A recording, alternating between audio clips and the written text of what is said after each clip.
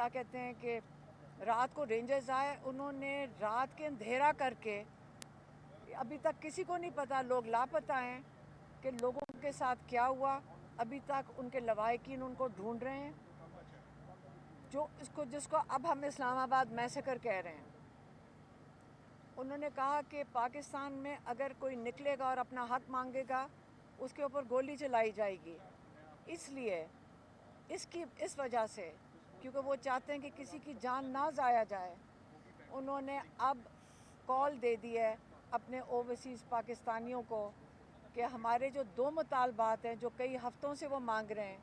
कि एक judicial commission बनाया जाए। आपको पता है कि इमरान खान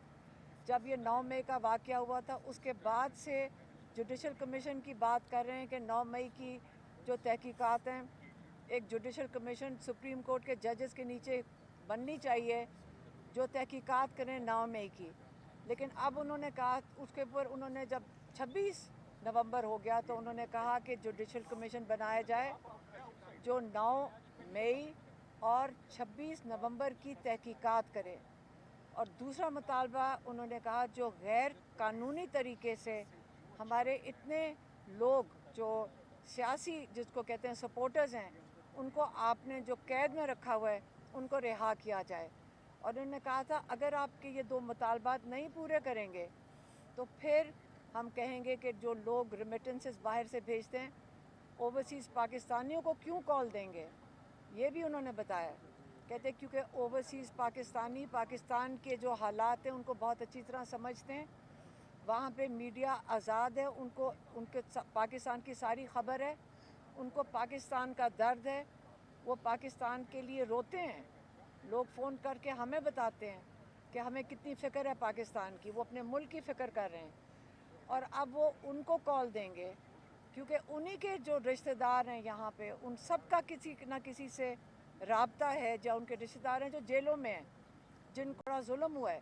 या जो शहीद हुए हैं। अब उन्होंने कहा है कि मैं ओवरसीज़ पाकिस्तानियों को इतवार से, अगर ये 2 मुतालबात पूरे नहीं होते तो मैं उनको कॉल दे रहा हूँ कि अपनी रेमिटेंसेस पाकिस्तान भेजना बंद कर दें, ताकि इस हुकूमत को पता चले कि जिन पाकिस्तानियों के साथ आप जुल्म कर रहे हैं, अगर आप उनके साथ जुल्म करेंगे तो वो भी अपना हक इस्तेमाल कर सकते हैं, क्योंकि पैसे उनके अपने, अगर वो चाहें वो भेजें, अगर वो चाहें वो ना भेजें। तो आपको भी पता चलना चाहिए कि ओवरसीज़ पाकिस्तानियों के साथ जो रवैया है, उसके बाद आप पाकिस्तान इनके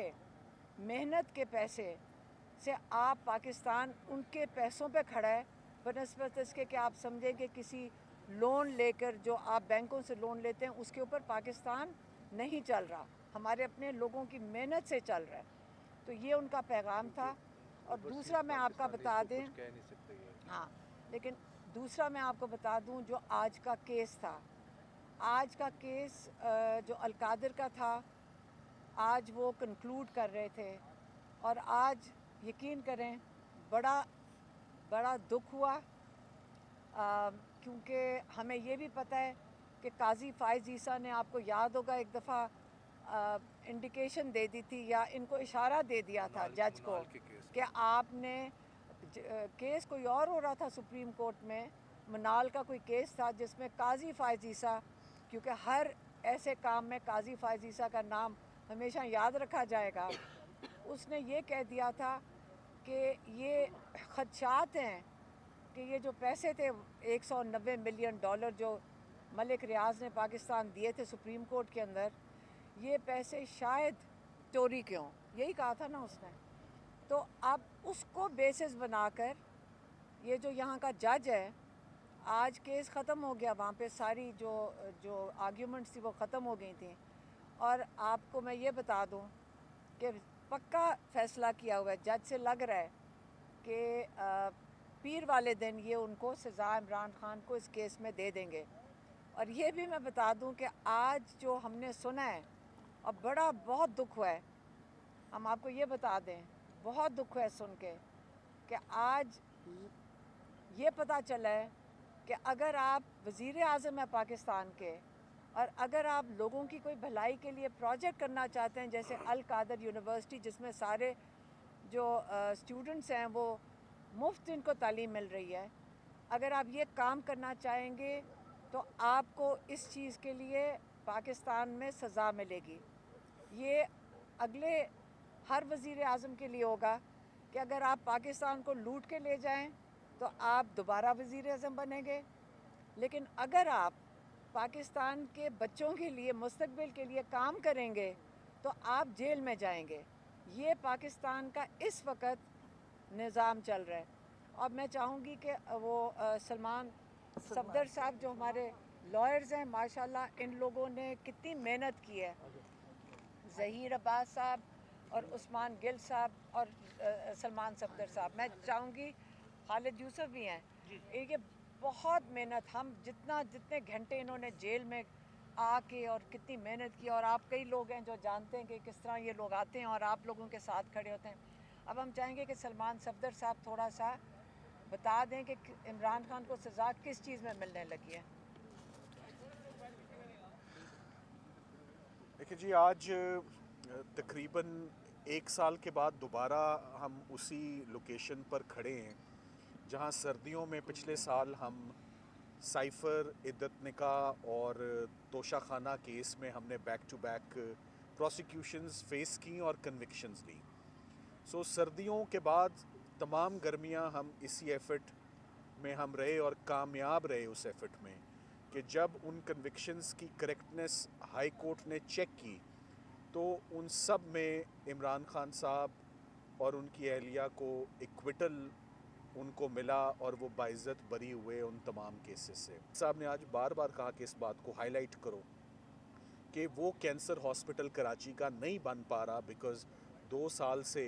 मैं जो कैद काट रहा हूँ और जो क्रिमिनल केसेस हैं उसकी वजह से हम अपने चैरिटी वर्क को वैसे आगे कंटिन्यू नहीं कर सक रहे। इमरान खान साहब ने ट्रायल कोर्ट को अपने जवाब में बड़ा मुफस्सल जवाब उन्होंने लिखा है और उन्होंने कहा है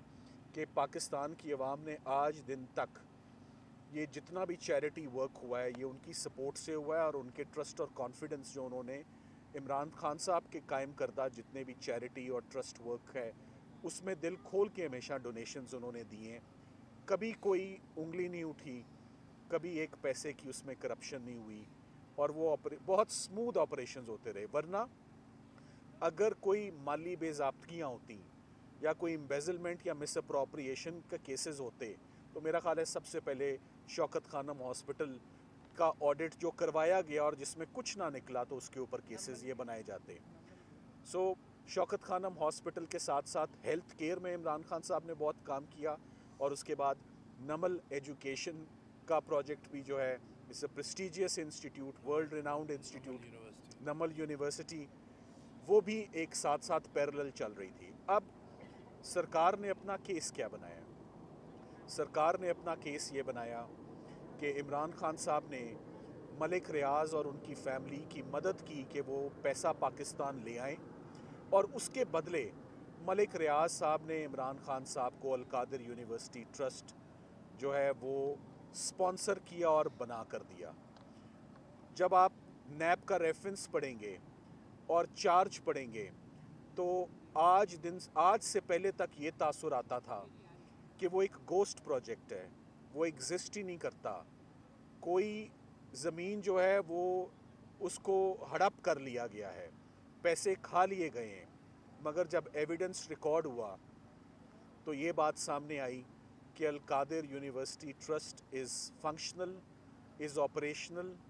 it exist with many students receiving free education, quality education. Government College Lahore से एफिलिएटेड है, लम्स की फैकल्टी वहाँ पर आती है और उसको मलिक रियाज साहब ने जो लैंड गिफ्ट किया और उसके बाद उसको स्पॉन्सर किया, उसकी कंस्ट्रक्शन को और वहाँ पर फर्नीचर और स्टूडेंट्स के लिए जो सहूलियात अवेलेबल हैं। सो कहना हम ये चाह रहे हैं कि चैरिटी वर्क और ह्यूमैनिटेरियन वर्क अगर इसने भी पॉलिटिकल विक्टिमाइजेशन की जद में आना है तो ये बड़ा अनफॉर्चुनेट है।